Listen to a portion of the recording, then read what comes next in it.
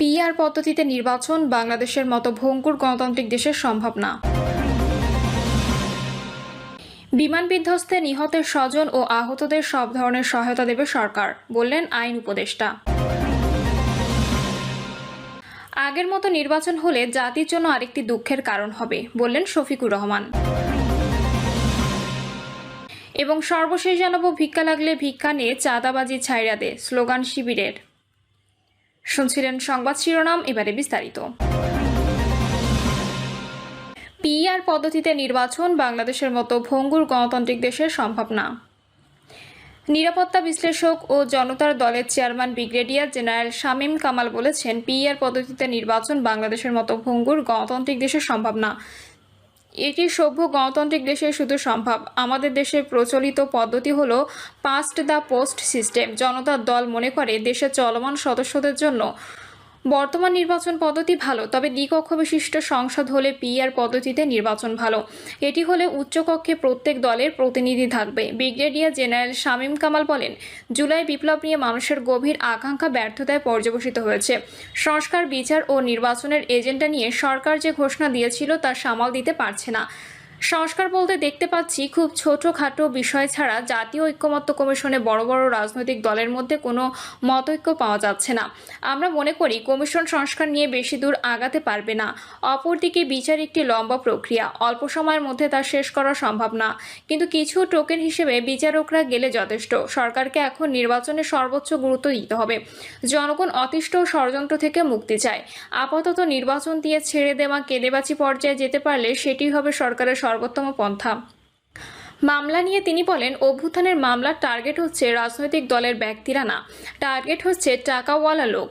একটা মামলায় আসামি 70 থেকে 80 জন, সাথে আরও 200 জনকে যুক্ত করা হচ্ছে। চাঁদাবাজরা যাদের কাছে টাকা আছে তাদের নামে মামলা দিচ্ছে। আমার পরিচিত একজন মিথ্যা মামলায় জামিন নিয়ে হজ করতে গিয়েছিলেন। হজ থেকে ফিরে এসে দেখেন তার নামে আবারও মামলা হয়েছে। একটি দল চাচ্ছে না বর্তমানে কেউ মাথা তুলে দাঁড়াক। তিনি আরও বলেন, শিক্ষিত, সৎ, দেশপ্রেমিক, চরিত্রবান মানুষেরা আমাদের দলের প্রার্থী হবেন। কোনো ধরনের চোর, ডাকাত, অর্থ পাচারকারী, মামলাবাজ, চাঁদাবাজদের জায়গা আমাদের দলে হবে না।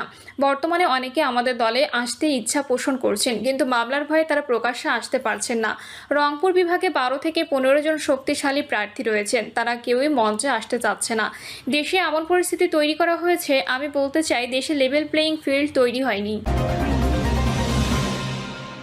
বিমান বিধ্বস্তে নিহতের স্বজন ও আহতদের সব ধরনের সহায়তা দেবে সরকার, বললেন আইন উপদেষ্টা। অন্তর্বর্তী সরকারের আইন উপদেষ্টা আসিফ নজরুল বলেছেন, মাইলস্টোন কলেজে বিমান বিধ্বস্তের ঘটনায় নিহতের পরিবার এবং আহতদের সব ধরনের সহায়তা দেবে সরকার।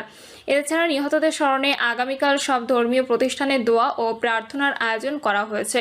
আসিফ নজরুল বলেন, বিমান দুর্ঘটনায় নিহতদের উপযুক্ত রাষ্ট্রীয় সম্মান দেওয়া হবে। তিনি আরও বলেন, আগে সন্দেহের অবকাশে 54 ধারায় গ্রেপ্তার করা হতো, কিন্তু এ বিষয়ে নতুন সিআরপিসি আইন করা হয়েছে, যাতে অনলাইন বেল বন্ড সাবমিশন করা যাবে।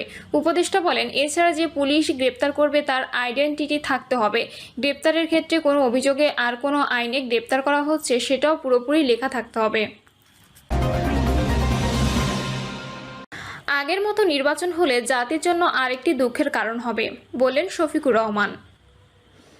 জামায়াতে ইসলামীর আমির ডক্টর শফিকুর রহমান বলেছেন, আগামী জাতীয় নির্বাচন মানুষের প্রত্যাশার নির্বাচন। তিনটি নির্বাচনে মানুষ পছন্দ অনুযায়ী ভোট দিতে পারেনি। আমরা আশা করি আগামী বছরের প্রথমার্ধে এই নির্বাচন অনুষ্ঠিত হবে এবং হওয়া উচিত। এর মধ্যে আমরা এটাও বলেছি, যদি প্রয়োজনীয় বা বেসিক সংস্কার করা হয় না হয় এবং যদি আগের মতো নির্বাচন হয়, তাহলে এই নির্বাচন জাতির জন্য আরেকটি দুঃখ এবং বেদনার কারণ হবে। শফিকুর রহমান বলেন, আমরা জানি এ সময় বিচার কার্য শেষ করা সম্ভব নয়, কিন্তু এই বিচারের সময় সরকার এবং বিচার বিভাগের আন্তরিকতাটা দেখতে চাই। আমরা দৃশ্যমান কিছু দেখতে চাই, 2-4টা হলেও শীর্ষ অপরাধীর শাস্তি দেখতে চাই। এরপর এই ধারা অব্যাহত থাকবে।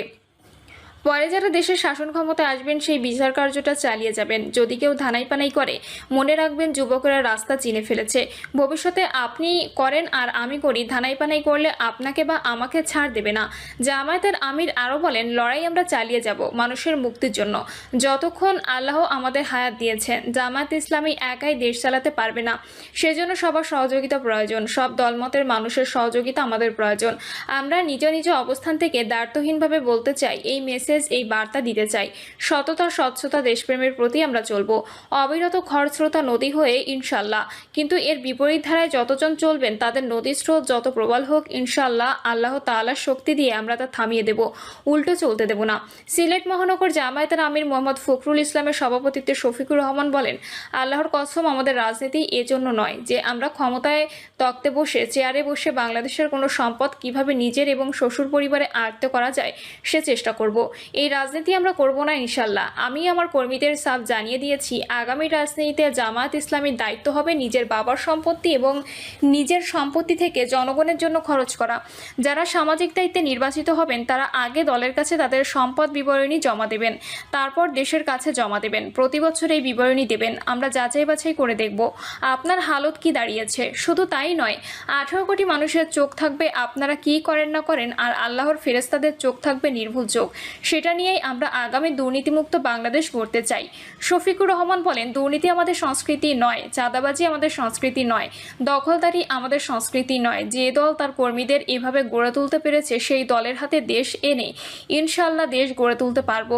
যেই দল তার কর্মীদের সামাল দিতে পারছে না বা পারবে না, সেই দলের হাতে বাংলাদেশের একজন মানুষও নিরাপদ নয়। ভিক্ষা লাগলে ভিক্ষা নে, চাঁদাবাজি ছাইড়া দে, স্লোগান শিবিরের। চাঁদাবাজি, সন্ত্রাস, নৈরাজ্য, শিক্ষার্থীদের ওপর হামলার প্রতিবাদে বিক্ষোভ মিছিলের আয়োজন করে চট্টগ্রাম মহানগর উত্তর শাখা ছাত্র শিবির। বিক্ষোভ মিছিল থেকে তারা ভিক্ষা লাগলে ভিক্ষা নিয়ে, চাঁদাবাজি ছাইড়া দিয়ে সহ নানান স্লোগান দেন। চট্টগ্রামের কাপাসগোলা জামে মসজিদ প্রাঙ্গণ থেকে বিক্ষোভ মিছিল শুরু হয়। এরপর নগরের বিভিন্ন সড়ক প্রদক্ষিণ করে অলিখা মসজিদের সামনে সংক্ষিপ্ত বক্তব্যের মধ্য দিয়ে শেষ হয়। চট্টগ্রাম মহানগর উত্তর সেক্রেটারি মুমিনুল হক মুমিনের সঞ্চালনায় সমাবেশে বক্তব্য রাখেন ছাত্র শিবির চট্টগ্রাম মহানগর উত্তর সভাপতি তানজির হোসেন জুয়েল ও চট্টগ্রাম মহানগর দক্ষিণ সভাপতি ইব্রাহিম হোসেন রনি। প্রধান অতিথির বক্তব্যে তানজির হোসেন জুয়েল বলেন, বিগত সময়ে ফ্যাসিবাদীরা যে স্লোগান দিয়েছিল, গতকাল ছাত্রদল একই স্লোগান দিয়ে নব্য ফ্যাসিবাদের পরিচয় দিয়েছে। সারা দেশে চাঁদাবাজি করে ব্যবসায়ী ভাইদের বিরক্ত করে তুলেছে।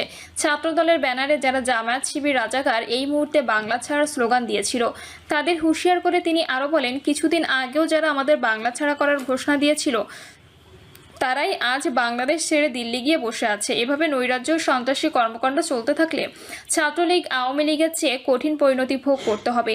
বিশেষ অতিথির বক্তব্যে মহানগর দক্ষিণের সভাপতি ইব্রাহিম হোসেন রনি বলেন, জুলাই বিপ্লব শুধুমাত্র 36 দিনে জুলুম নির্যাতনের কারণে ফ্যাসিবাদের বিরুদ্ধে আন্দোলন হয়নি, বরং বিগত 17 বছরে নিষিদ্ধ ছাত্রলীগের চাঁদাবাজি, টেন্ডারবাজি, নির্যাতনে অতিষ্ঠ হয়ে ছাত্র জনতা একটি সর্বাত্মক আন্দোলন গড়ে তুলেছিল।